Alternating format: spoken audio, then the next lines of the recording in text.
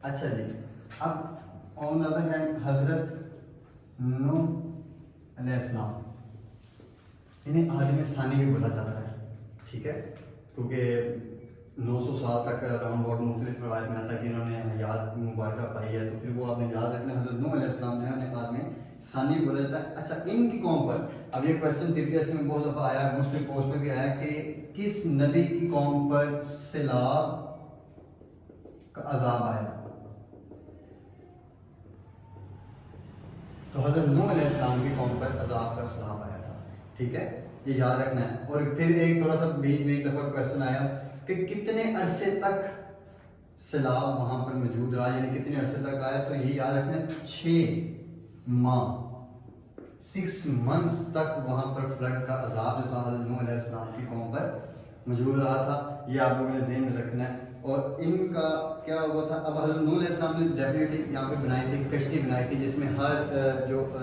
جنس تھا اس کا جوڑا رکھا گیا تھا، اسٹیپ بنائے گئے تھے وہاں پر، اور وہ کشتی کس پہاڑ پر جا کر رکی، یہ بڑا کویشچن آیا ہے، ٹھیک ہے۔ اب آپ نے یاد رکھنا ہے کہ ماؤنٹین جو تھا، وہ پہاڑ جو تھا وہ کس ملک میں واقع تھا، وہ ترکی،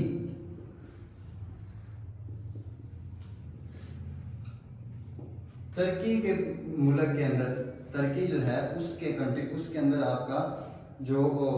تھا وہ پہاڑ موجود تھا، اور اس کا نام پہاڑ کا کیا ہے جہاں پر آ کر آپ کی کشتی جو تھی وہ رکی تھی،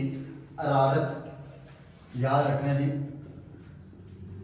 ارارت جو تھا وہ پہاڑ کا نام ہے جہاں پر حضرت نوح علیہ السلام کی کشتی جو تھی وہ آ کر رکی تھی، اور وہاں سے جس کے اندر ہر جنس کے جوڑے موجود تھے۔ اب ایک اور کویشچن جو بڑا بہت موسٹلی جو PPSC سے تو نہیں میں نے دیکھا ابھی تک، تو یہ شاید میری نظر میں نہیں آیا، تو لیکن باقی پوسٹ میں نے بڑی جگہ دیکھا ہے کہ اس کشتی کا نام کیا تھا، ارک، یاد رکھنا ہے جی، ارک نامی کشتی تھی، یہ نام کیا تھا، ارک تھا کشتی کا نام، جو کہ ارارت پہاڑ پر جا کر رکی تھی۔ اب بس اتنے ہم کوئی پوائنٹ کو جو موسٹلی ریپیٹڈ ہے میں انہیں کو ڈسکس کر رہا ہوں۔ آگے ہے حضرت لوط علیہ السلام۔ اچھا یاد رکھیے گا، میں یہ ان انبیاء کرام کا ذکر کر رہا ہوں جو موسٹلی قرآن پاک میں ریپیٹ ہوئے ہیں، اور جن کے قصے وغیرہ جو ہیں اور باقاعدہ طور پر سبق دینے کے لیے آنے والی قوم یا آنے والی نسل کو سبق دینے کے لیے رکھے گئے ہیں۔ اور یاد رکھیں کہ آپ کے ایگزامینر بھی جو ہے اب ڈیفینیٹلی 1,24,000 پیغمبروں کو اور ان کی تمام روایات کو ان کو یعنی یاد رکھنا ایک ناممکن سی بات ہے، کر بھی سکتا ہے انسان، لیکن ناممکن بھی ہے کہ ہم